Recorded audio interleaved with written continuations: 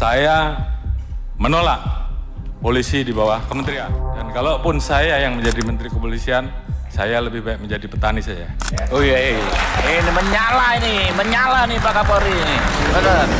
Menurut saya ketika kemarin Kapolri bilang mendingan saya jadi petani, maksud sudah emosional, itu pernyataan yang emosional jadi petani, maksudnya kan agak jauh gitu ya. Kalau menurut saya secara hukum tata negara, memang yang terbaik adalah menempatkan kepolisian ini di bawah kementerian.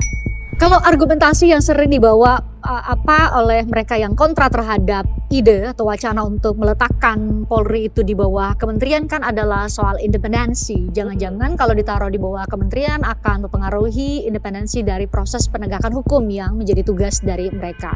Itu masuk akal? Makanya saya bilang independen tuh apa sih anyway? Karena kan kita juga punya ini suatu, bukan pinggir jurang, ini suatu hal terminologi yang kita udah kenal paling tidak sejak 2024, parcok.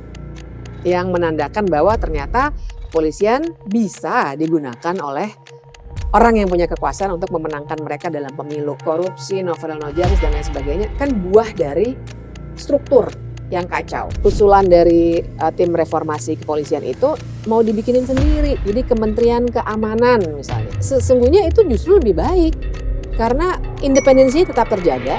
Bisa berada langsung di bawah Bapak Presiden sehingga pada saat Presiden membutuhkan kami, maka kami bisa bergerak tanpa harus ada kementerian-kementerian yang kemudian tidak mau ini menimbulkan potensi matahari kembar menurut saya.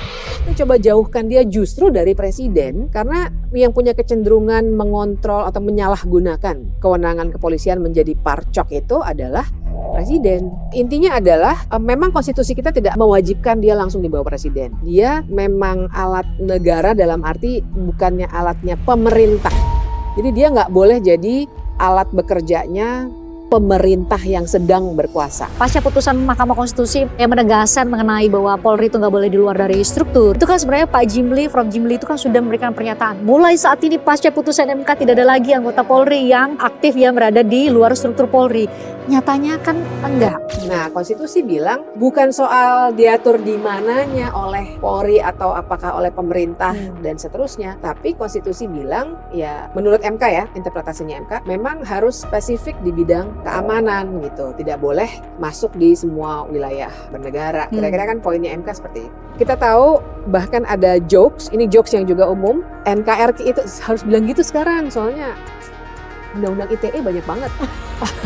Jokesnya umum nih, NKRI, Negara Kepolisian Republik Indonesia. Jokes itu muncul karena banyak sekali perwira kepolisian yang ditempatkan di berbagai kementerian, dirjen ini, sekjen itu dan lain sebagainya. Jadi apa alasan yang sebenarnya klausul untuk bisa satu menempatkan Polri di luar dari struktur tanpa harus mundur, tanpa harus pensiun dan melepaskan posisinya sebagai anggota Polri aktif, sama kenapa tidak mau di bawah kementerian?